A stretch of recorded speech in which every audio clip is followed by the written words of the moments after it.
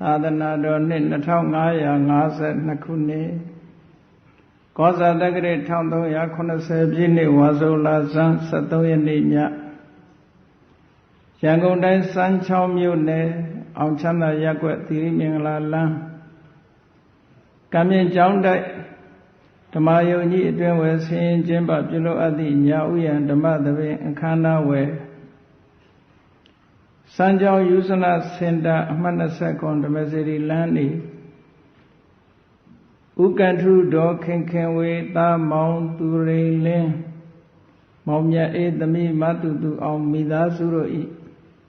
အမတဒါနဓမ္မဒါနအဖြစ်ဖြင့်ဟောကြားအပ်သောဆင်းရဲတွင်မှလွတ်ကင်းခြင်းတရားဒေသနာတော်ဒီနေ့ညဓမ္မသဘင်ခန္ဓာကိုရွှေဘုံတော်သခင်ရှင်တော်မြတ်ဖရာဤမဟာကရုဏာကုံအာယုံပြုကာတိကျုဖွဲ့ဆိုအပ်သောဝန္ဒနာပနာမအာတိတဂါထာကိုယူဆိုပူဇော်ခြင်းဖြင့်စတင်ကြရအောင်ယောကပဂောတိဟိပိယပမေယံကာလံကရွန်တောတိဒုက္ခရာနိခေရံကတောလောကဟိတယာနာထောနမောမဟာကရုဏိကတတတယောနာထောဝိနိယမြာစွာတတ္တဝါဤချမ်းသာစီးပွားလိုလားတောင်းတဂုံပေါင်းခါသဖြင့်နာထမြညာခြင်းရှင်တော်မြတ်ဖရာသည်ကပ္ပဂောတိဟိပိဂရေကဘာရေတွက်သင်္ချာတို့ဖြင့်တော်လဲအဘမေယံရေတွက်တိုင်းတာဖော်ပြခြင်းငါမစွမ်းနိုင်ပါသောကာလံလေးအသင်ချေသိမ့်နေကဘာရှိကြသောကာလပတ်လုံးလောကဟိတယတတလောကဤအကျိုးစီးပွားအလို့ငါအတိဒုက္ခရာနိဥစ္စာအသက်ချေလက်အင်္ဂါမေတ္တာကြီးမှသမိသာနှင့်တထာဇနိဆွန်ခြင်းကြီးဟုကျက်တိထဝေငါးသွဲအစုအလွန်ခဲရင်သောအမှုတို့ကိုကရွန်တော်ဖရာဖြစ်ရန်ဤတန်ကျုပ်ကိုအထုတ်တော်မူရသည်ဖြစ်၍ခေရန်လက်ချေမျက်လုံးအသက်ဆုံးလည်းရဲ့နှလုံးစိတ်ဝံကိုယ်တော်ဤပင်မခြင်းတို့ကတောဘဝတဏ္ဍကျိန်ဖန်များစွာရောက်တော်မူခဲ့ရရှာလေပြီမဟာကရုဏီကတတတ္တဝါများယင်ဝေသားကဲ့သို့တနာချစ်ခင်မဟာကရုဏာအရှင်ဖြစ်တော်မူသောတတနာတတဝိနိယများစွာတတ္တဝါဤချမ်းသာစီးပွားလိုလားတောင်းတဂုံပေါင်းခါသဖြင့်နာထမြညာထိုရှင်တော်မြတ်ဖရာအားနမောယုတိပြောင်းပြော့မှန်ကိုလျော်၍ကရောယုကျူးရှိခိုးခြင်းသည်အထုဘဝတုစင်စစ်မသွေဖြစ်ပါစေတည်း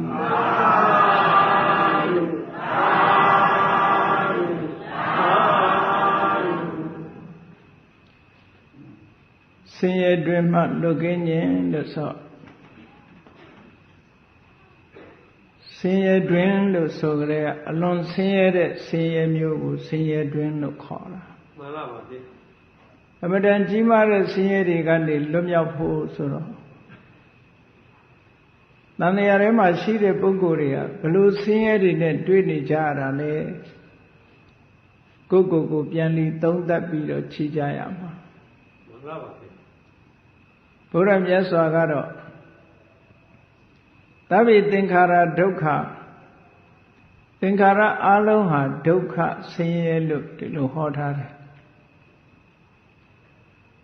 သို့တော့အများစုကကာမဂုဏ်အာယုန်တွေထဲမှာပြောနေတဲ့စိတ်ကလေးနဲ့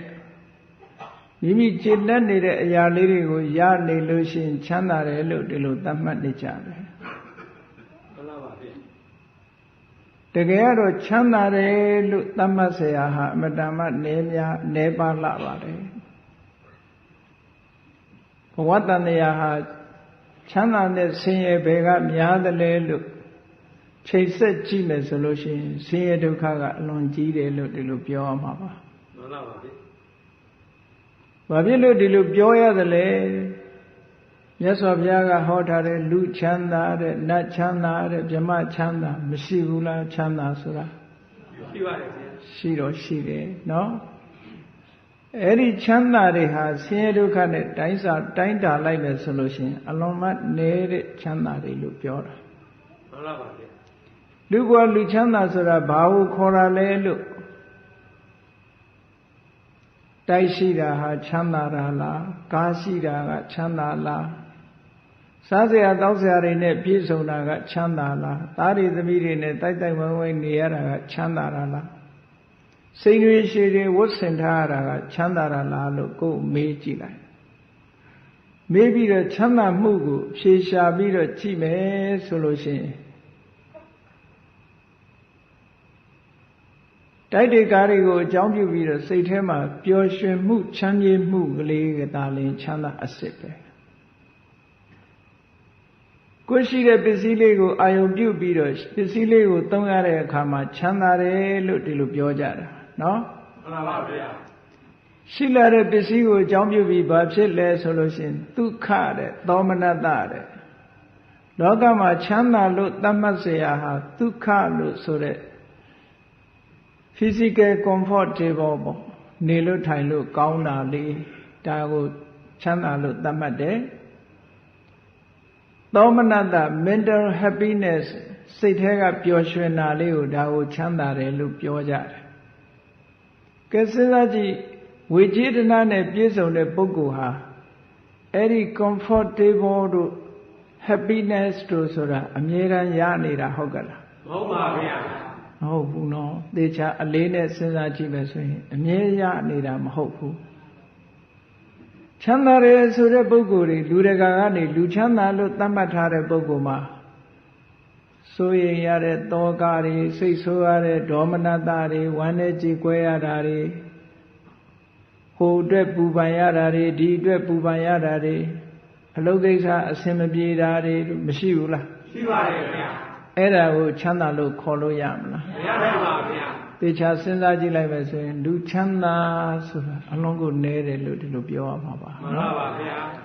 အဲ့တော့လူဘဝချမ်းသာတယ်လို့သာပြောရတယ်ချမ်းသာတယ်ဆိုတဲ့အကွက်ကလေးကအလွန်နည်းတယ်ဆိုတာကိုသဘောပေါက်ရမှာပေါ့နော်မှန်ပါပါဗျာနောက်ဆုံးမှလူဘဝကြီးမှာအဆင်ပြေပါတယ်ပစ္စည်းဥစ္စာတွေလည်းပြည့်ပြည့်စုံစုံရှိတယ်ဘာမှမကြောက်မကြမတောင်းမတနေရတယ်ယောဂလည်းကင်းတယ်လို့ဆိုတောင်မှပဲဘာဖြစ်လာတော့တဖြည်းဖြည်းအိုးလာတယ်ဆိုတဲ့ပြဿနာမရှိဘူးလားရှိပါတယ်ဗျာဒါလို့စီးလို့မရဘူးတဖြည်းဖြည်းအိုးလာတယ်အိုးလာလို့ပရေတွေဘာတွေတွန့်တယ်ဆိုပရေတွန့်တာကိုပျောက်ချင်လို့ဆိုပြီးအခုခေတ်မှာဘိုတောက်ဆိုဆေးကိုထိုးပြီးတော့ပရေတွန့်တာတောင်ဖြောက်နေကြတယ်နော်မှန်ပါပါသပင်ဖြူရင်လည်းသပင်နဲ့တဲ့ဆေးဆိုးတယ်သွားကျိုးရင်လည်းသွားဆိုင်တယ်ပေါ့မျက်စိမုံရင်လည်းမျက်မှန်တတ်တာတို့မျက်ကပ်မှန်တို့ဘာတို့နဲ့ပြန်ပြီးတော့ဒီလိုအကာအကွယ်တွေလုံးကြတာရသလားလို့မေးရင်ရဘူးတဲ့နော်ယောဂတွေလည်းဆေးမျိုးမျိုးတွေတီထွင်ပြီးတော့တခါတည်းယောဂဝေဒနာတွေမဖြစ်အောင်ကာကွယ်ဆေးတွေထိုးလိုက်ရတာယောဂမဖြစ်ခင်ကလည်းကာကွယ်ဆေးထိုးယောဂဖြစ်တော့လည်းပျောက်အောင်ဆိုပြီးတော့ဆေးထိုးပတ်စံတွေအကုန်ကြအများကြီးခံရလာလို့ဆိုရင်မရပါဘူးဗျာမရဘူးတဲ့အဲ့တော့ကိုလို့ချင်တာတွေကိုဖြစ်ချင်တာတွေမရဘူးဆိုရင်ချမ်းသာတာလားဆင်းရဲတာလားလို့ဘယ်လိုလဲဆင်းရဲတာပါတကယ်စဉ်းစားကြည့်ရင်မြတ်စွာဘုရားကဒုက္ခလို့ဆိုတာကိုမြင်အောင်ကြည့်ဖို့လိုတယ်တဲ့ဒုက္ခမမြင်သေးသမျှဒုက္ခនិရောဓဆိုတာကိုဘယ်သူမှလိုချင်မှာမဟုတ်ဘူးမှန်ပါပါဗျာလောကကြီးဘဝကြီးကိုချမ်းသာတယ်လို့ထင်နေတဲ့ပုဂ္ဂိုလ်တွေဟာ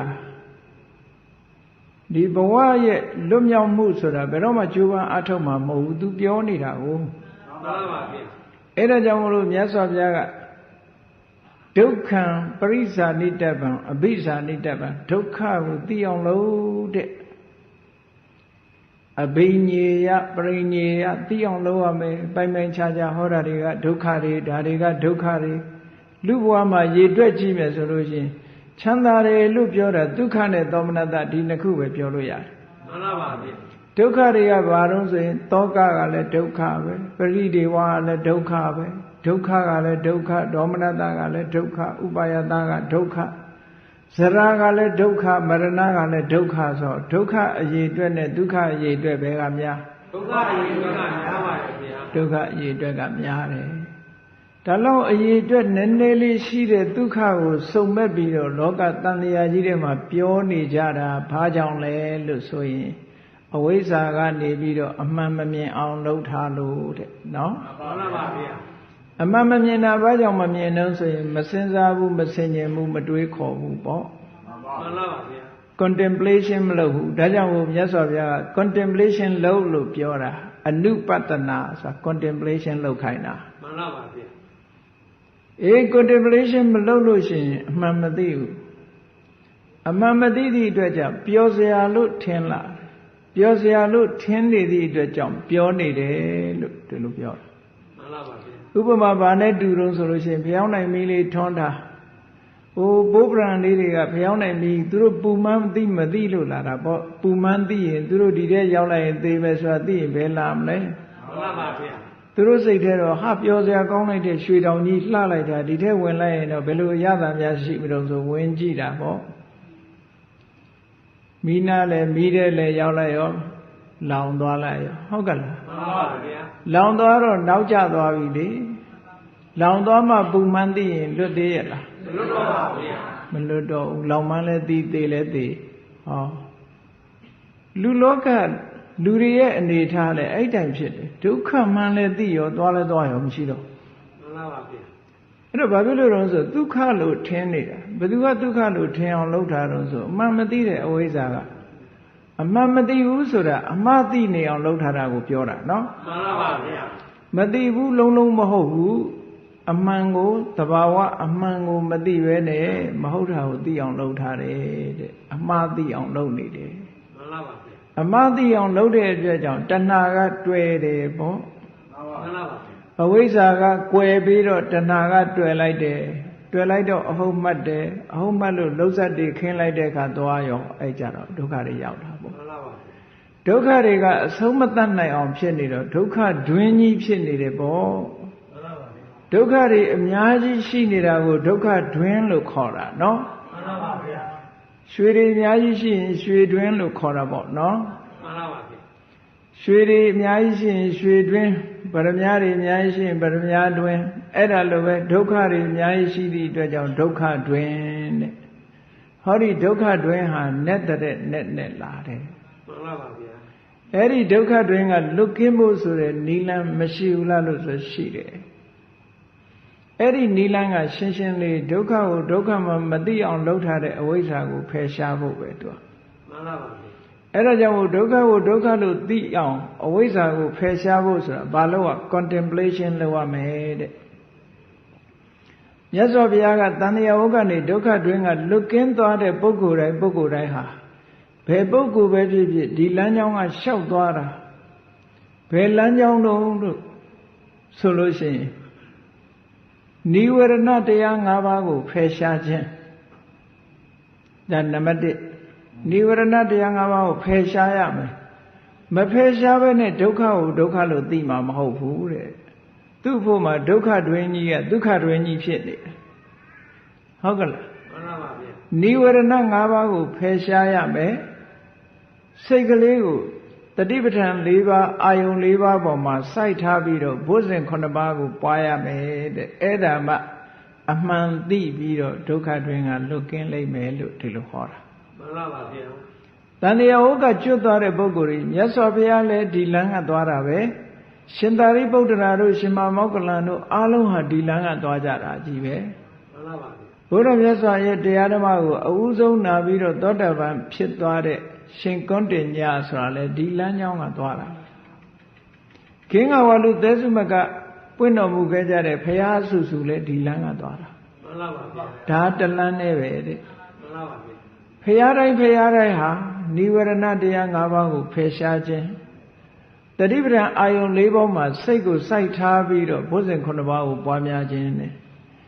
ဒီအလုတ်မလုတ်ဖဲနဲ့ခုနကဒုက္ခဆိုတာမမြင်နိုင်ဘူးတဲ့ဒုက္ခမမြင်လို့ရှိရင်ဒုက္ခတွင်းကလွတ်အောင်ကြိုးစားမှာမဟုတ်ဘူးတဲ့ မှန်ပါဗျာ ကြည့်လိုက်ရင်ခုနတုန်းကဒုက္ခနဲ့ဒုက္ခဆိုလို့ရှိရင်ဒုက္ခတွေကများတာတာမန်ကြည့်ုံနဲ့တည်းမဲ့အများကြီးတွေ့တယ် ဒီတဲ့လေးနဲ့တဲ့ဒုက္ခရှိသေးတယ်နော်ဒီတဲ့အမြင်ခက်တဲ့ဒုက္ခရှိသေးတယ်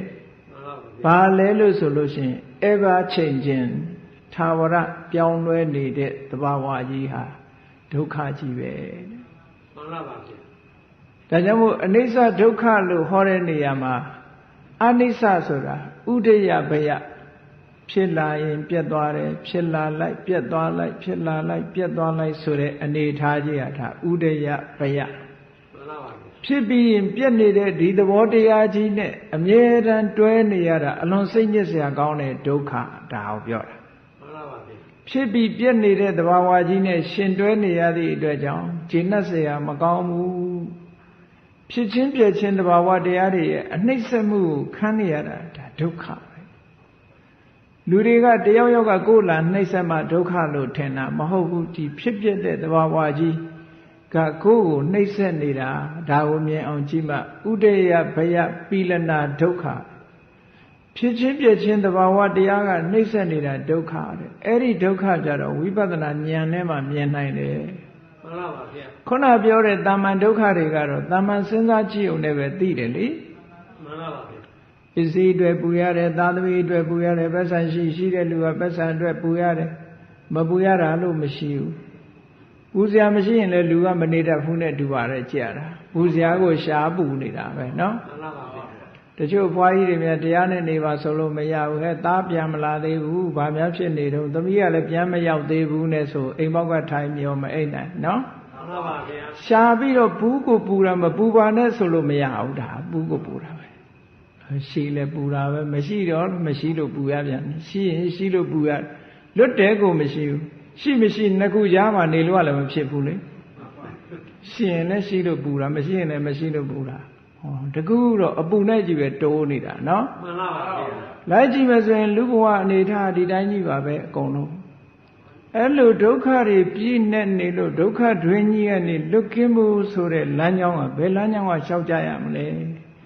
ဒီတိုင်းကြီးပဲဒီတိုင်းငုံပြီးတော့ဒုက္ခတွင်မှာပဲနေကြတော့မလားလျှောက်တဲ့နီလန်းကိုမရှိဘူးလားဆိုမြတ်စွာဘုရားကရှိပါတယ်တဲ့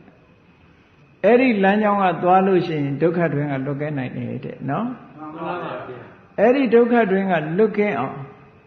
ဘာတွေလုပ်ရမလဲလို့ဆိုရင်ကိုယ့်ရဲ့စိတ်အစဉ်လေးကိုအရင်ဆေးကြောပြရမယ်အေးမှန်တဲ့ကကိုယ့်ရုပ်ပွားလေးကိုရုပ်ပုံလေးကိုကြည့်ခြင်းနဲ့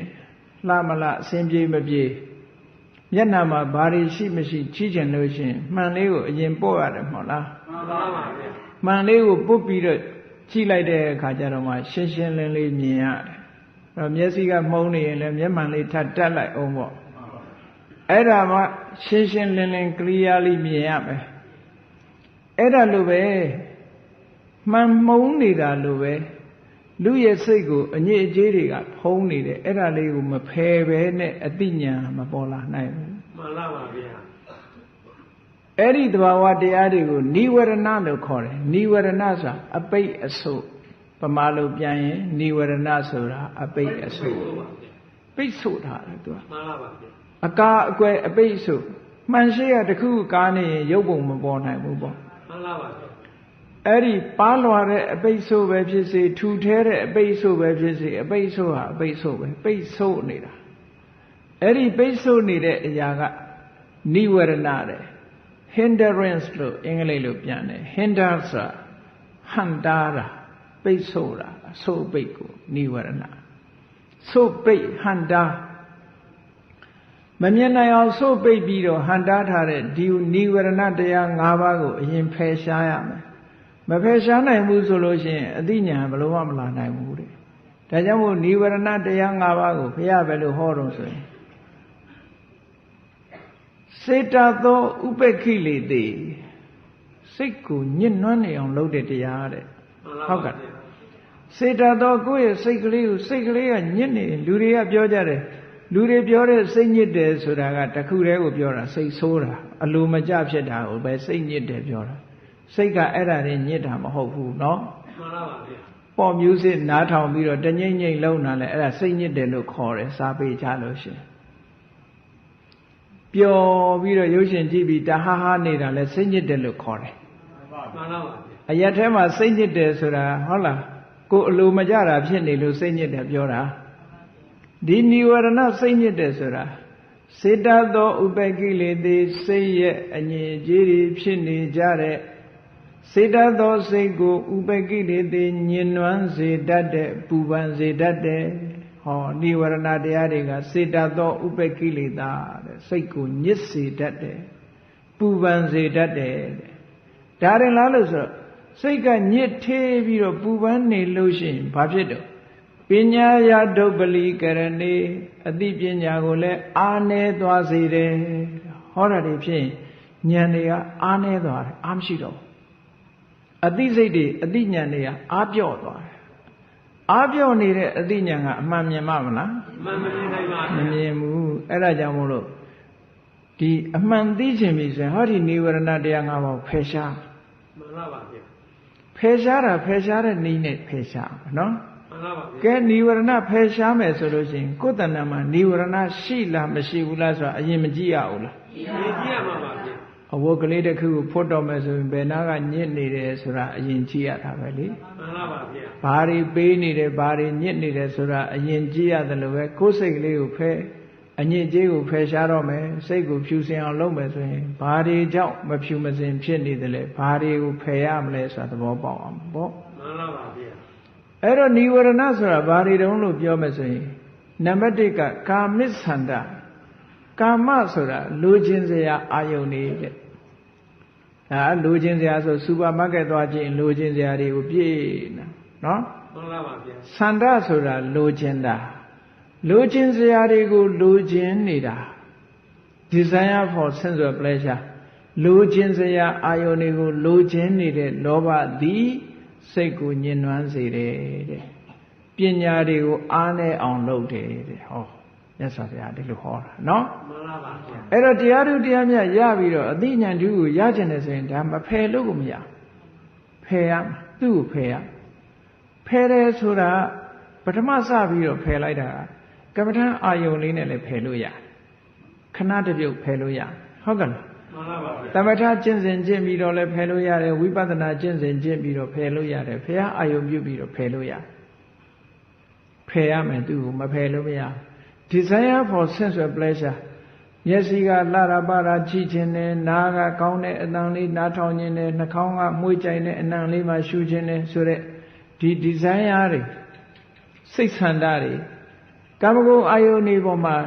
လူလားတောင်းတနေတဲ့စိတ်ဆန္ဒတွေကိုဖယ်ရှားတဲ့မဖယ်ရှားလို့ရှိရင်အဲ့ဒါတွေက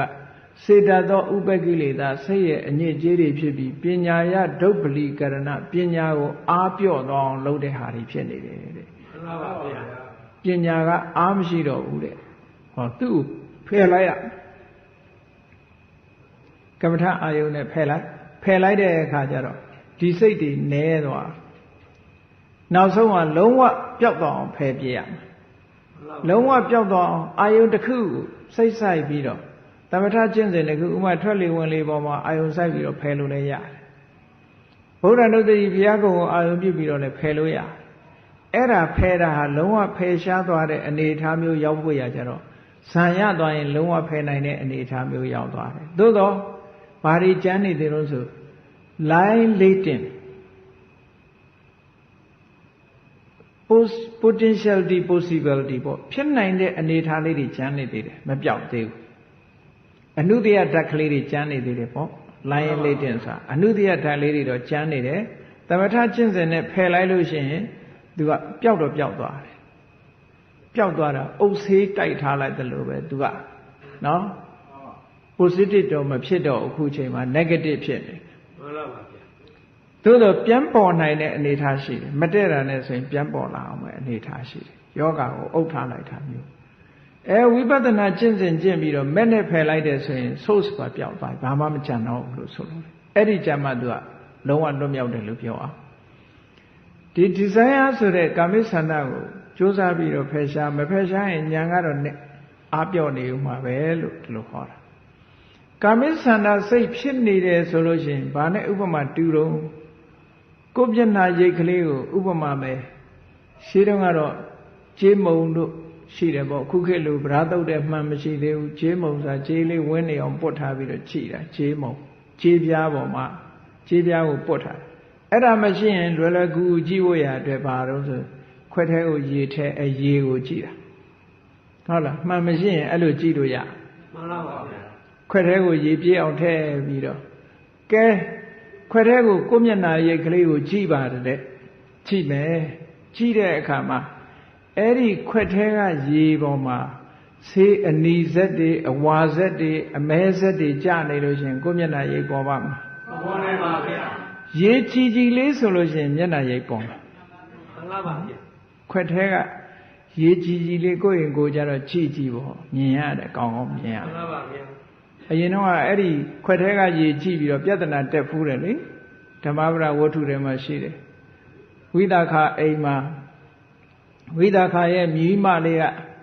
ဘုန်းကြီးတွေကိုဆုံးကပ်ဖို့ဆိုပြီးတော့ရေတွေစစ်ပြီးတော့ရေခွက်တွေထဲထည့်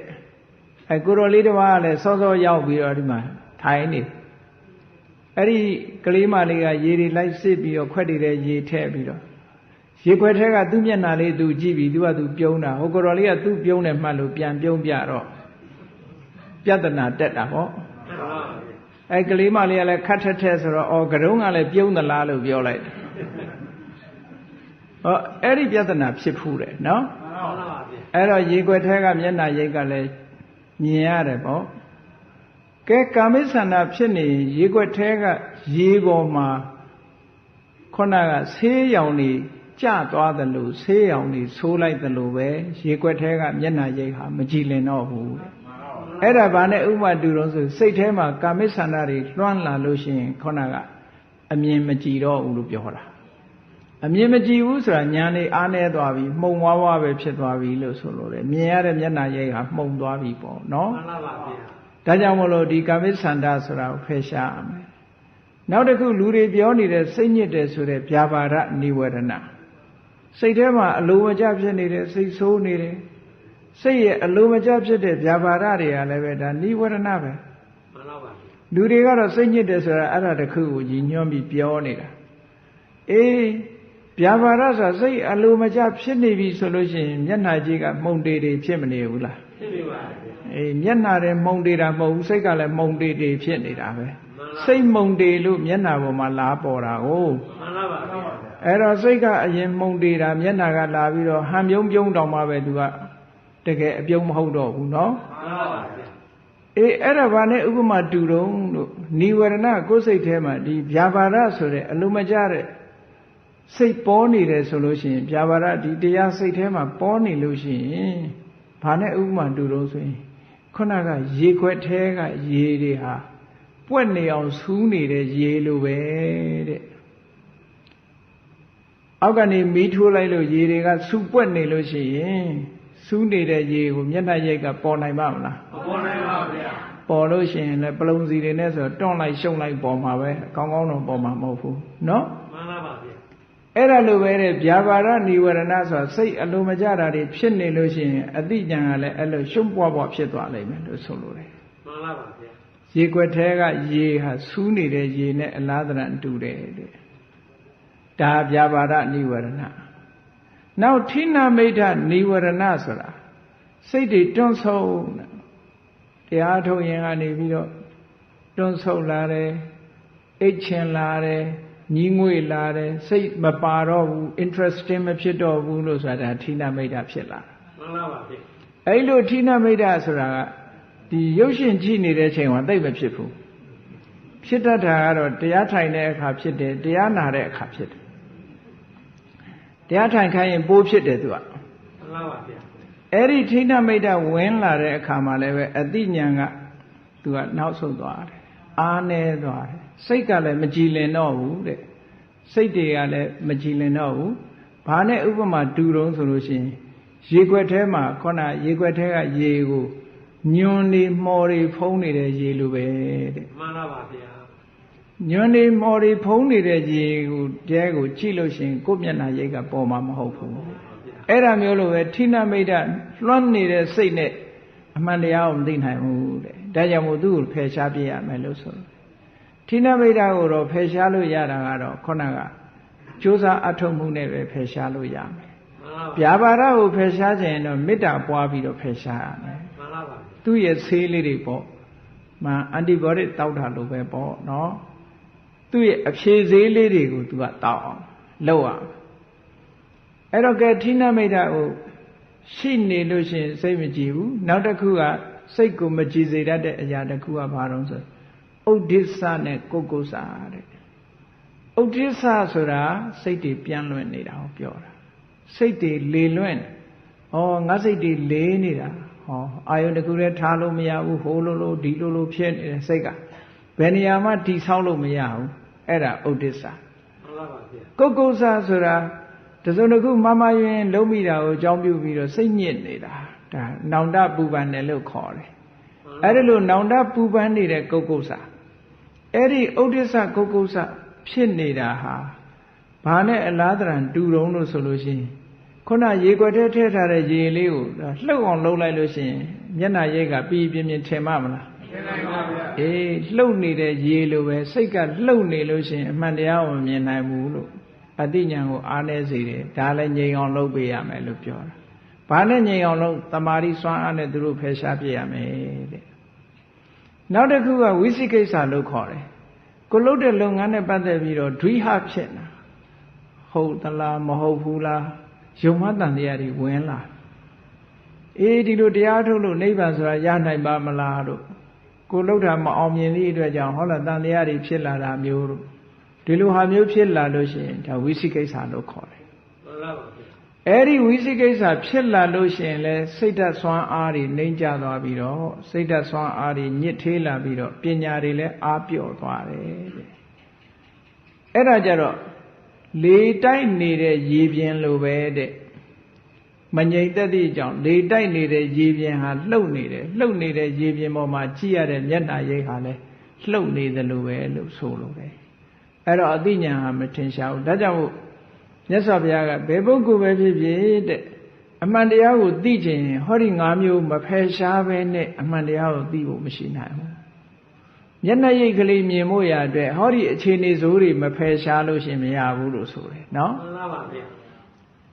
ဒါတွေဖယ်ရှားလိုက်လို့ကြည်လင်သွားလို့ရှိရင်တော့ထင်ထင်ရှားရှားကြီးမြင်လာလိမ့်မယ်ဒါကြောင့်မို့နိဝရဏတရားတွေကိုဖယ်ရှားပါတဲ့ဒါကိုပြောတာမှန်ပါပါဗျာနိဝရဏတရားတွေကိုဖယ်ရှားဖို့အတွက်ဘယ်လိုလုပ်ရမလို့ဆိုဆက်ပြီးတော့ပြောတယ်တတိပဋ္ဌာန်အာယုံ၄ပါးပုံမှာတစ်ခုခုပုံမှာစိတ်ကိုစိုက်ထားလိုက်ပါမှန်ပါပါဗျာသတုတုတတိပဋ္ဌာန်တွေသူသုပ္ပတိဋ္ဌိတစိတ်တော်တတိပဋ္ဌာန်တရား၄ပါးပုံမှာစိတ်ကလေးကိုငြိမ့်နေအောင်ထားနိုင်ရမယ်တဲ့mindfulness လုပ်ခိုင်းတာကိုပြောတာတတိထားခိုင်းတာ body လို့ဆိုတဲ့ကာယ ानु ပဒနာ contemplations of body ကိုယ်ခန္ဓာကိုယ်ထွက်လေဝင်လေကအစခန္ဓာကိုယ်ထဲမှာခန္ဓာကိုယ်ရဲ့လှုပ်ရှားမှုတွေအားလုံးစိတ်ဆိုင်ထားတာဘာအတွက်တုံးဆိုလို့ရှိရင်ကာယရဲ့သဘာဝတွေကိုသိဖို့ပဲမှန်ပါဗျာအဲ့ဒီခန္ဓာကိုယ်ရဲ့သဘာဝကိုသိအောင်ကြိုးစားတာစိတ်မဆိုင်ဘဲနဲ့ကြိုးစားလို့မရဘူးတဲ့ဒါကြောင့်မို့လို့ကာယဆိုတဲ့သဘာဝတရားပေါ်မှာစိတ်ဆိုင်ထားတာတတိအမြဲတမ်းကပ်ပြီးတော့ထားတာဒါကာယ ानु ပဒနာလို့ခေါ်တယ်အဲ့ဒီကနေပြီးတော့နောက်ခံစားချက်လေးတွေပေါ်လာတယ်ခံစားချက်ဆိုတာဝေဒနာဆိုတာယောဂကိုပြောတာမဟုတ်ဘူးပျော်တယ်မပျော်ဘူးစိတ်ညစ်တယ်စိတ်မညစ်ဘူးဆိုတဲ့စိတ်ထဲကခံစားချက်ကလေးတွေကိုစိတ်ဆိုင်ပြီးတော့ကြည်တယ်ခံစားချက်ကလေးတွေကိုကြည်တာဘာလို့လို့ဆိုရင်ဝေဒနာရဲ့သဘောကိုသိဖို့ကြည်ရမယ်လို့ဆိုလို့မှန်ပါပါသူ့သဘာဝကိုသိအောင်ကြည်တာအဲ့ဒါလို့ကြည်ခြင်းဖြင့်ဝေဒနာဆိုတဲ့အာယုန်တစ်ခုပေါ်မှာစိတ်ကိုစိုက်ထားဖို့နောက်ရောကိုယ့်ရဲ့စိတ်အခြေအနေတွေပေါ်မှာအာယုန်စိုက်ချင်တယ်ဆိုရင်စိတ်အခြေအနေကိုသိဖို့ကိုယ်စိတ်လေးဟာလောဘတွေဖြစ်နေသလားငါစိတ်ကလေးထဲမှာဒေါသတွေရှိနေသလားငါစိတ်လေးထဲမှာမောဟတွေရှိနေသလားဆိုတဲ့စိတ်အခြေအနေတွေကိုကြည့်ပြီးတော့ကိုယ်စိတ်ရဲ့အခြေအနေသိအောင်လေ့လာစိတ်တ ानु ပဒနာစိတ်ကိုစိုက်ပြီးတော့ကြည်လိုက်တဲ့အခါမှာကြည့်တယ်ဆိုတာအတိညာဏ်လည်းပါရမယ်ဝီရိယလည်းပါရမယ်ကြိုးစားမှုလည်းပါရမယ်တတိလည်းပါရမယ်ဟုတ်ကဲ့မှန်ပါပါဗျာဒါဖို့မာသရိပဋ္ဌာန်တော့မှကြည့်လေကာယေကာယ ानु ပတိဝိဟရတိအာတာပိသံပဇာနောတတိမာလွတ်အပ်တဲ့အရည်ချင်းတွေကတစုံတစ်ခုကိုကြည့်ပြီဆိုလို့ရှိရင်ဒါတွေမပါရင်မဖြစ်ဘူး စာလေးဖတ်ပြီးဆိုလို့ရှိရင်မျက်လုံးလဲပါရတယ်လက်လဲပါရတယ်စာအုပ်လဲရှိရတယ်နှုတ်ဖတ်လို့မရဘူးမှန်ပါပါဗျာမျက်လုံးကစာရွက်မလှန်နိုင်ဘူးလေလက်ကလှန်ပေးရတာမဟုတ်လားမှန်ပါပါဗျာလက်မပါဘဲနဲ့စာအုပ်ဘယ်လိုလုပ်မလဲစာအုပ်စဉ်သွားယူဖို့ရအတွက်ခြေထောက်ကလည်းပါရသေးတယ်မှန်ပါပါဗျာအကုန်စုံမနော်မှန်ပါပါဗျာမျက်တခါတလေကျမျက်စိကမှုံနေလို့ရှိရင်မျက်မှန်လေးပါအကူရအောင်မယ်မှန်ပါပါဗျာညမောင်းနေလို့ရှိရင်မီးလေးထွန်းပေးရအောင်မယ်အလင်းအောင်ရှာရအောင်မယ်ဟောအကူကြီးတွေအများကြီးလိုတယ်တခုတည်းနဲ့မရဘူးနော်မှန်ပါပါဗျာအဲ့ဒါကြောင့်မလို့တရားဓမ္မကြည့်တဲ့အခါမှာလည်းတခုတည်းနဲ့ကြည့်လို့မရဘာနဲ့ကြည့်အာတပိသမ္မဇာနောတတိမှာအာတပိလုံလဝိရိယရှိရမယ်မဖြစ်ဖြစ်အောင်လုံးမယ်ဆိုစိတ်ဓာတ်ကိုပြောတာအာတပိမဖြစ်ဖြစ်အောင်ကြိုးစားရမယ်ဆိုစိတ်ဓာတ်မျိုးထားရမယ်မထားလို့ရှိရင်မရဘူးဒါဟာနော်မှန်ပါပါဗျာသမ္မဇာနောဘယ်လိုလုပ်ရင်ကောင်းမယ်ဆိုတဲ့အသိဉာဏ်လည်းရှိရမယ်ဤပညာကမ္မထာထုတ်တာလည်းဤပညာမှန်ဖို့လိုတယ်ဘယ်လိုလုပ်ရင်ငါတမာတိမြန်မြန်ရမလဲဆိုတဲ့ဤပညာတဘာဝအမှန်ကိုသိနေတာတမ္ပဇာနာဆိုတာတန်ဆိုတာကောင်းကောင်းပဆိုတာကွဲကွဲပြားပြားဇာနာဆိုတာသိနေတာတီးတီးခြားခြားသိတယ်အတိမျိုးရှိရမယ်လို့ဆိုလို့အခြေအနေကိုတေချာသိနေရမယ်အကဲခတ်နေရမယ်လေ့လာနေရမယ်နော်ကြိုးစားယုံတစ်ခုတည်းနဲ့မဖြစ်ဘူးအခြေအနေမှန်ကိုလည်းသိနေရအဲ့ဒါလိုသိနေအောင်ဘယ်သူအကူအညီလိုတော့ဆိုတတိမှာတတိရှိနေဖို့လိုတယ်ဒါဖြင့်သိအောင်လုပ်တာတွေကဘယ်သူကသိအောင်လုပ်တုံးလို့ဆိုတော့ခေါဏကပြောတဲ့ဒီမဂ္ဂင်၈ပါးနဲ့ပဲသွားတာပဲဒါတွေကအကုန်လုံးနော်ဒီမှာ၃မျိုးတွင်ဘုရားကဟောလိုက်တယ်အလီရေးကြည့်တဲ့သုံးခုဝီရိယတဲ့အာတပိကြိုးစားအထောက်မှုတမ္ပဇာနာအသိပညာရှိရမယ်တဲ့အဲ့ဒီပညာရှိဖို့အတွက်တတိမှာတတိရှိရမယ်တတိဆိုတာကဒီတဘာဝတရားတွေကဝီရိယဆိုတာကလုံးုံလုံးပေးနိုင်တာမသိနိုင်ဘူးသူကအာယုန်နဲ့စိတ်နဲ့တွန်းပေးုံပေးတာသူကမသိတတ်ဘူးဟုတ်ကလားမှန်ပါပါသိတာကပညာသိတာတတိကလည်းမိုင်းဖူးလုံးုံပဲသူလုံနိုင်တယ်အာယုန်လေးကိုသူကစိုက်ယုံစိုက်ပေးနိုင်တာသူကမသိနိုင်ဘူးမှန်ပါပါဗျာသူကနဲ့သူလမ်းသွားတာကြည့်လေခြေတော့ကလမ်းမဲ့ရှောင်းနိုင်တာမကြည့်နိုင်ဘူးမျက်စိကကြည့်ပေးရတယ်မျက်စိကကြည့်ုံကြည့်တာလမ်းမလျှောက်တတ်ဘူးသူ့အလုံးနဲ့သူလုံးရတယ်ဆိုတာသူ့ function လေးနဲ့သူပဲအဲ့ဒါတွေကိုပူးပေါင်းပြီး harmony လို့ခေါ်တယ်တညီတဲ့ဆောင်ရွက်သွားတာအဲ့ဒါလို့တညီတညွတ်တီ harmonious action ပေါ်လာပြီဆိုတော့မှခုန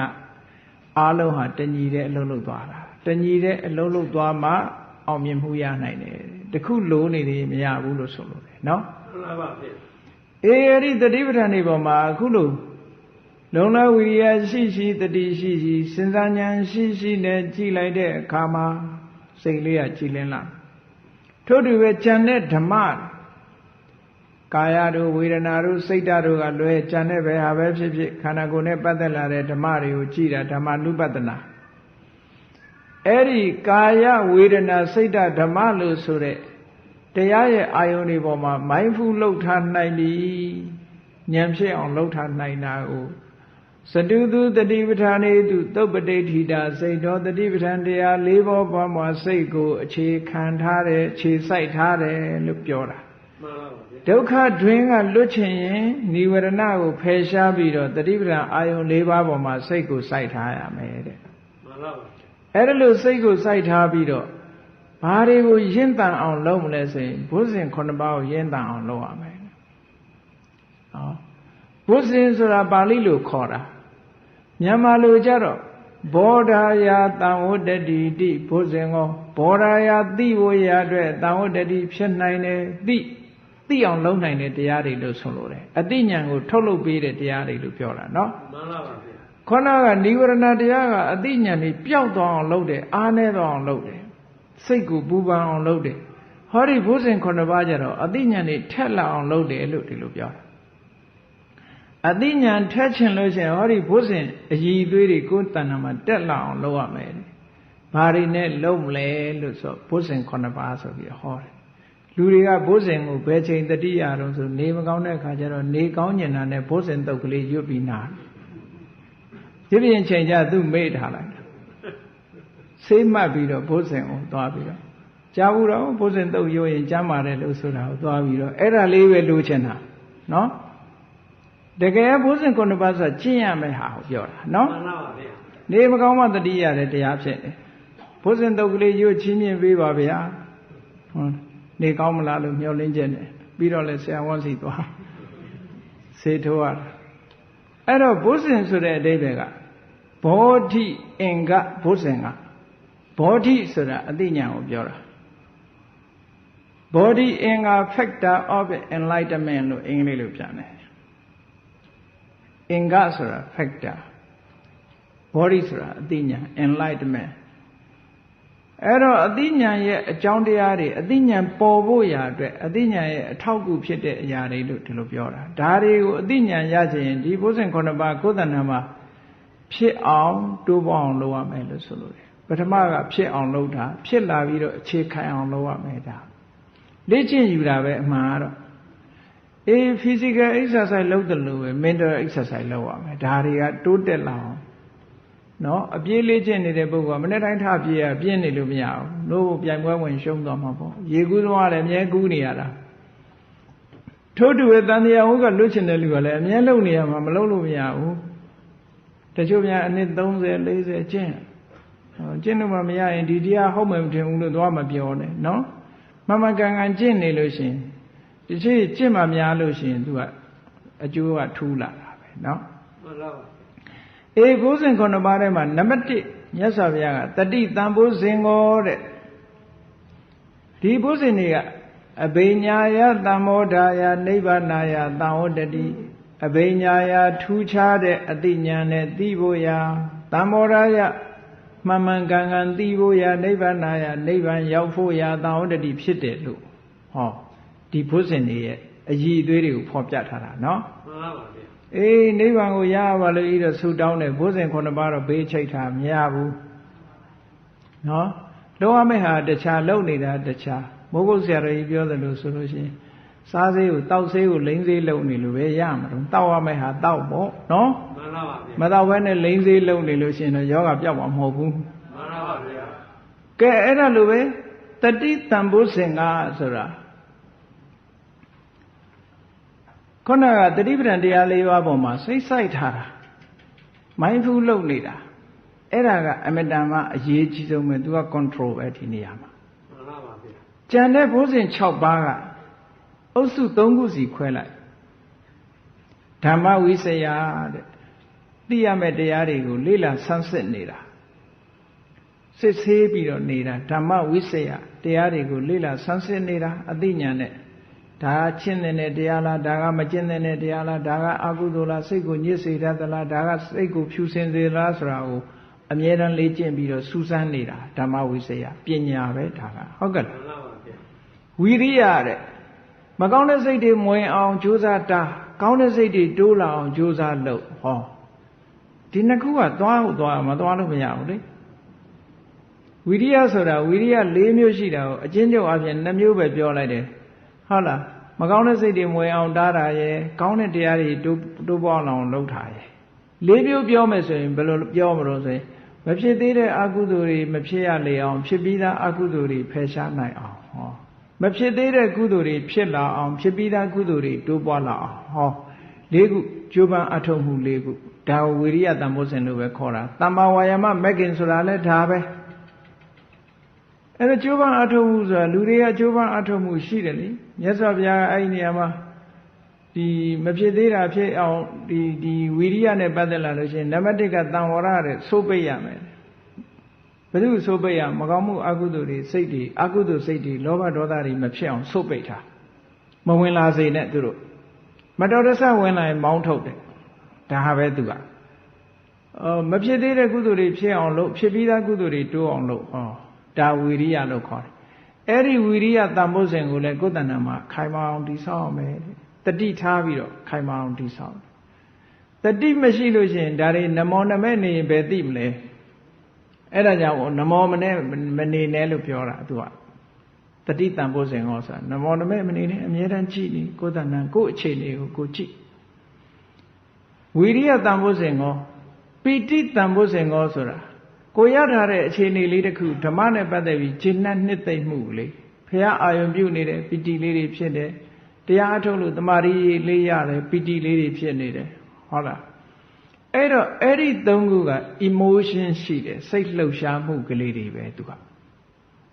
emotion လို့ခေါ်တယ်စိတ်ဓာတ်တွေသူ့ကိုဒီသုံးခုကိုဘယ်လိုအခါမှာတိဆောက်ရသလဲဘယ်လိုအခါမှာသူ့ကိုသူကဒီသုံးခုကခောက်ထားရတဲ့အခါရှိတယ်လှုပ်ပေးရမယ့်အခါရှိတယ်အမြဲတမ်းမလုပ်အောင်အမြဲတမ်းကိုမှားတော့အုပ်စုနှစ်ခုရှိတာပေါ့အခုကဒါအုပ်စုတစ်ခုနောက်အုပ်စုတစ်ခုကဘာတော့ဆိုလို့ရှိရင်ပတ္တတိတမာတိဥပိ္ပခာပတ္တတိတန်ဖိုးစဉ်ကတမာတိတန်ဖိုးစဉ်ကဥပိ္ပခာတန်ဖိုးစဉ်ကပတ္တတိဆိုတာကိုယ်ရောစိတ်ရောငြိမ်ပြီးတော့နေတာငြိမ်ချမ်းနေတာ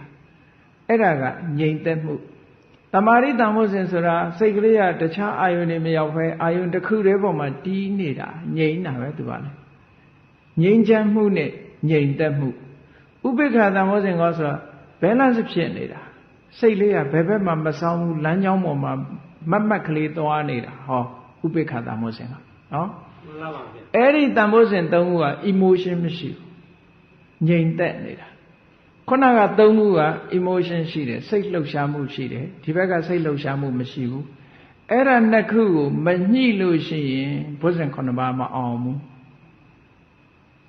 ဥပမာဘာနဲ့ဥပမာတူတုံးဆိုရင်ဗရိန်ဆရာတွေဆိုရင်ပိုသဘောပေါက်တယ်ပေါ့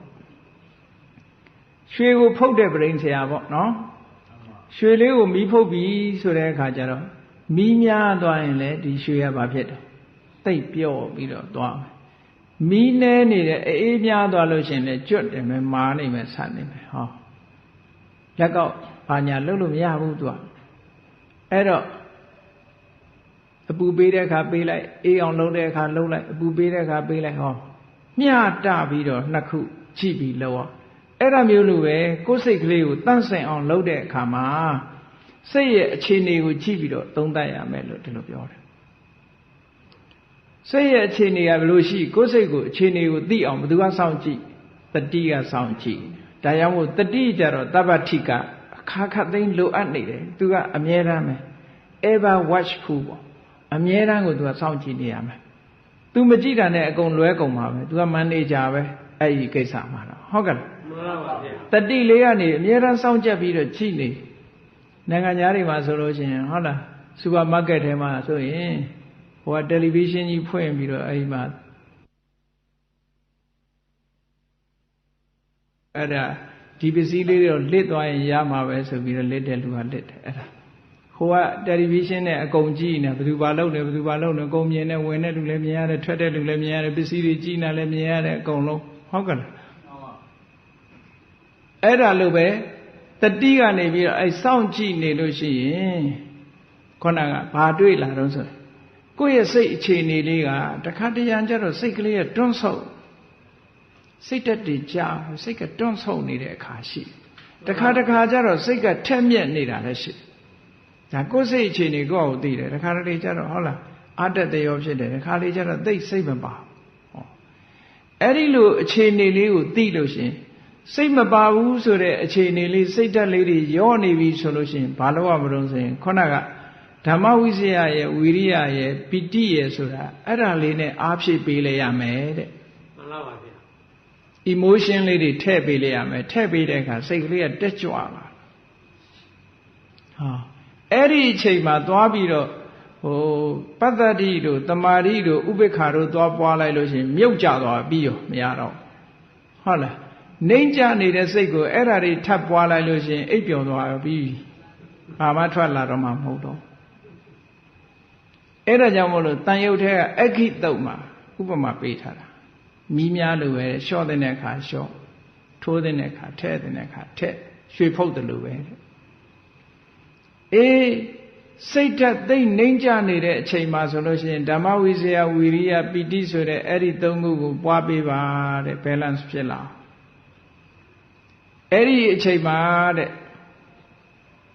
ပတ္တတိတို့တမာတိတို့ဥပိ္ပခာတို့ကိုလျှော့ချပေးလိုက်ပါတဲ့ဟော balance ဖြစ်အောင်လျှော့ပေးလိုက်မပွားရဘူးအဲ့ချိန်မှာမပွားရဘူးသူတို့တိုးအောင်မလုပ်ရဘူးလို့ဆိုလို့ပွားတယ်ဆိုတာတိုးအောင်လုပ်တာကိုပြောတာနော်သူတို့ရဲ့ပါဝါတွေကိုမြင့်မပေးနဲ့လို့ပြောတယ်အဲ့ဒီချိန်မှာရှိမ့်ချ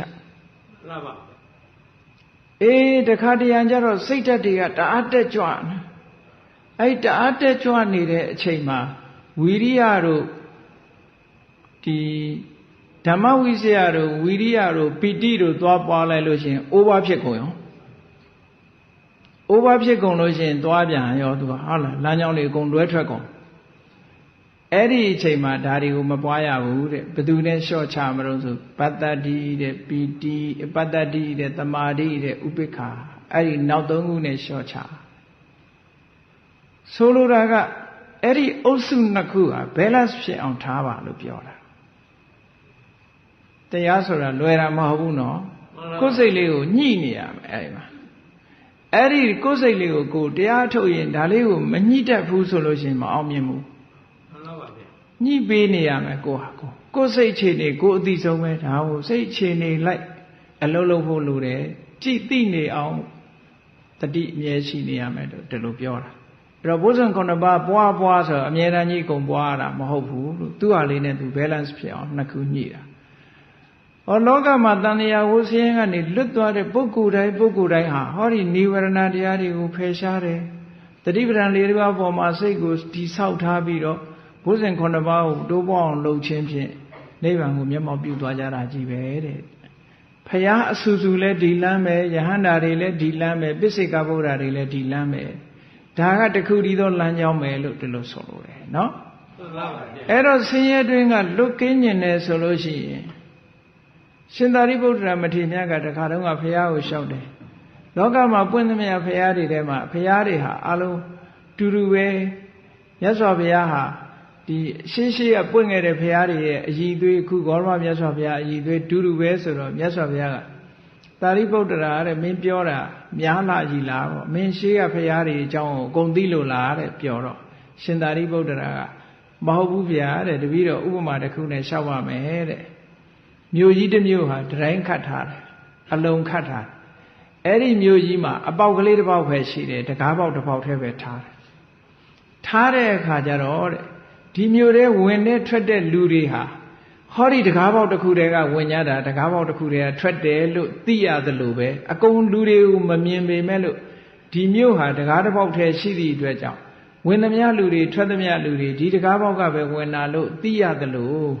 တပည့်တော်လည်းနိဗ္ဗာန်လမ်းကြောင်းနိဗ္ဗာန်ကိုသွားတဲ့ပုဂ္ဂိုလ်တွေဟာဒီလမ်းကပဲသွားတယ်လို့ပုဂ္ဂိုလ်တွေမသိပေမဲ့လို့တပည့်တော်သိနိုင်ပါတယ်ဗျာဆိုတဲ့ inference လို့ခေါ်တာပေါ့အနုမာနလို့ခေါ်တယ်အနုမာနဉာဏ်ဆိုတာမှန်းဆပြီးတော့သိတဲ့ဉာဏ်ဒီဉာဏ်ကလည်းအမတန်မှအရေးကြီးတဲ့ဉာဏ်မျိုးပေါ့နော်အဲ့လိုရှင်သာရိပုတ္တရာကလျှောက်ထားဘူးတယ်ဒါလိုပဲနိဗ္ဗာန်တကားဝင်တာလည်းဒီတစ်ပေါက်တည်းပဲရှိတယ်ဒီတစ်ပေါက်တည်းဝင်တာရှိလို့ရှင်သာရိပုတ္တရာကခင်းကဝလူသဲစုမကပွင့်တော်မူကြတဲ့ဘုရားတွေဟာဟောဒီလမ်းကသွားတာအကုန်လုံးဒီလမ်းကြောင်းကဝင်သွားတာတန်တရားဝုကလွတ်ချင်တယ်ဆင်းရဲတွင်းကလွတ်ချင်တယ်ဆိုရင်ဒီလမ်းကြောင်းကပဲရှောက်အောင်မယ်တခြားလမ်းကြောင်းမရှိဘူးတဲ့ဘာဖြစ်လို့လဲဆိုဒီတစ်ပေါက်တည်းရှိတာပြောလို့ရတယ်ပေါ့အကုန်လုံးဒီပုံကိုယ်တွေကိုမမြင်ဘူးပေမဲ့သူပြောနိုင်တယ်ပေါ့ဒီလိုဆိုလိုတာဒါကြောင့်မို့လို့ဆင်းရဲတွင်းကလွတ်ကင်းမြင်ပြီဆိုလို့ရှိရင်ခေါဏကပြောရတဲ့နိဝရဏတရား၅ပါးအတိစိတ်တွေကိုဟုတ်လားပူပန်စေတတ်တယ်စိတ်တွေကိုညှဉ်းနှွမ်းစေတတ်တယ်ပညာယဒုပ္ပလိကရဏအသိပညာတွေကိုအားနဲ့အောင်လုပ်တတ်တယ်ဆိုတဲ့နိဝရဏတရားတွေကိုဖယ်ရှားတတိပဒံ၄ပါးပေါ်မှာစိတ်ဆိုင်ထားပြီးတော့ဘုဇင်9ပါးကိုညီညွတ်မြတ်အောင်ပွားများအားထုတ်မယ်ဆိုလို့ရှိရင်နိဗ္ဗာန်ကိုဖြောင်းဖြောင်းဝင်တာဟာဒါဆင်းရဲတွင်းကလွတ်မြောက်ခြင်းပဲဖြစ်ပါတယ်တဲ့အဲ့ဒါလို့မှမဟုတ်ဘူးဆိုရင်ဟောဒီဆင်းရဲတွင်းထဲမှာပဲလဲနေအောင်မှာပဲတန်တရားဝကလွတ်တယ်ဆိုတာမဖြစ်နိုင်ဘူးတဲ့နော်မှန်ပါပါဗျာဒါကြောင့်မလို့တရားချစ်ခင်သူတော်စင်ပြိဿအပေါင်းတို့ဆင်းရဲတွင်းမှာလွတ်ကင်းရေးဆိုတဲ့ဒီဗုဒ္ဓမြတ်စွာရဲ့တခုတည်းသောလမ်းကြောင်းအဲ့ဒီလမ်းကြောင်းအတိုင်းမိမိတို့လောက်ရမယ့်လမ်းတန်တရားဝကလွတ်ချင်ပါတယ်ဆိုရင်ဒီလမ်းကိုမလျှောက်ဘဲဘယ်သူမှမလွတ်ဘူးနော်တန်တရားဝကလွတ်ချင်လို့ရှိရင်ဒီလမ်းကြောင်းကနေလျှောက်ရမယ်ဒီအကျင့်တွေကျင့်ရမယ်မလိုအပ်တာတွေဖယ်ရှားရမယ်လိုအပ်တာတွေမိမိတဏ္ဍာမှာမိမိစိတ်ထဲမှာမလိုအပ်တာတွေဖယ်ရှားလိုအပ်တာတွေကိုဖြစ်အောင်ပွားများအထုတ်ခြင်းဖြင့်သာလဲ ဟိုဆင်းရဲတွင်းကလွတ်မြောက်နိုင်တယ်ဆိုတာကိုယ်စီသဘောကျပြီးတော့ဆင်းရဲတွင်းကလွတ်မြောက်အောင်ကျင့်ကြံကြိုးကုပ်အားထုတ်နိုင်ကြပါစေကုန်သတည်း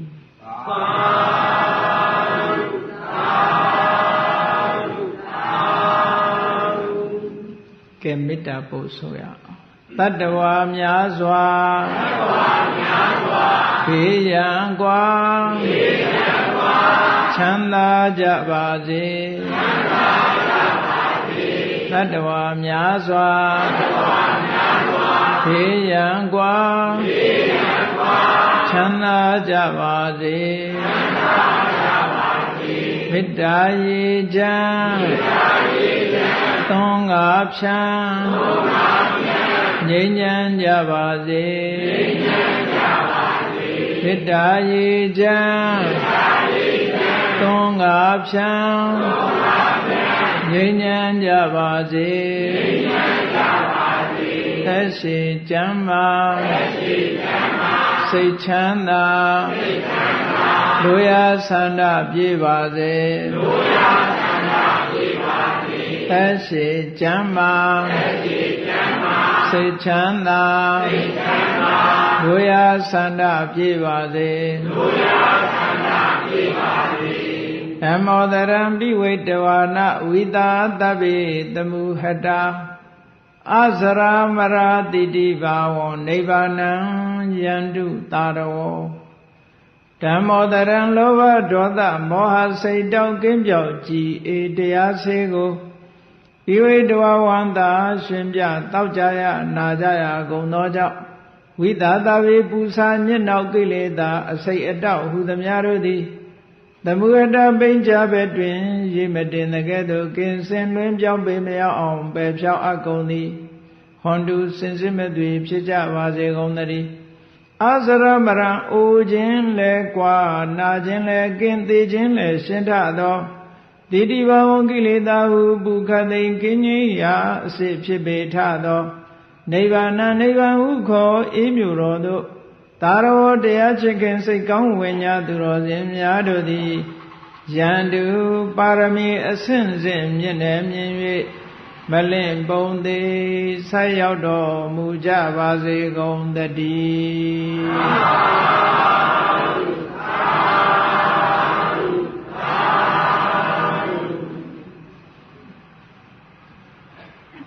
ကဲဟုတ်လက်အရှင်ဖရာဘုရားတပည့်တော်တို့သည်တရားဓမ္မကိုဈာနာခြင်းဖြင့်ဒုက္ခတွင်မှလွတ်ကင်းစေရန်အတိဉာဏ်ကိုရရှိနိုင်ပါသောကြောင့်ဓမ္မသဘင်ဆင်းရင်ကျင့်ပပြုလုပ်ကြလျက်ဓမ္မဒါနတရားအလှူတော်ကိုပေးလူကြပါကုန်၏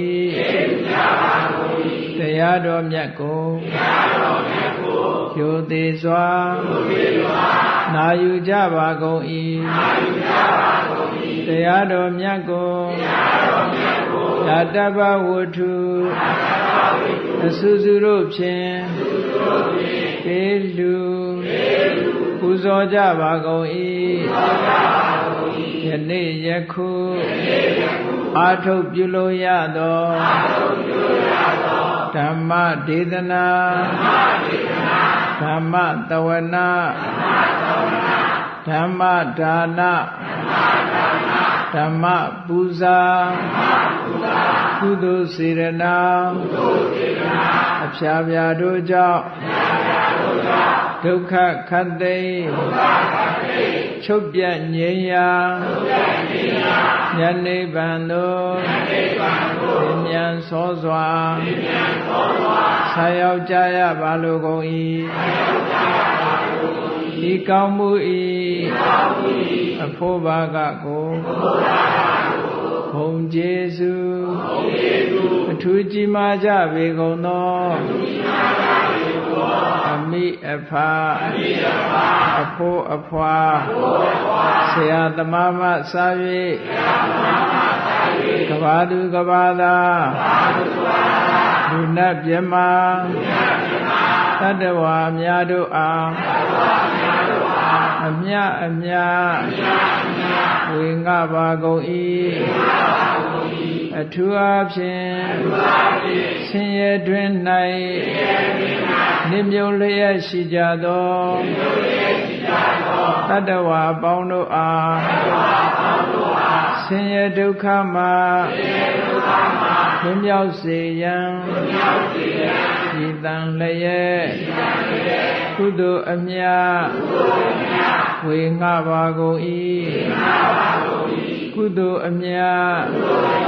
ကိုယ်စီရကြကုန်သည်ဖြစ်၍ကိုယ်စိတ်နှဖျားချမ်းသာကြသည်ဖြစ်ကြပါစေကုန်သတည်းအာလုံးကြကြမြတ်အမြတ်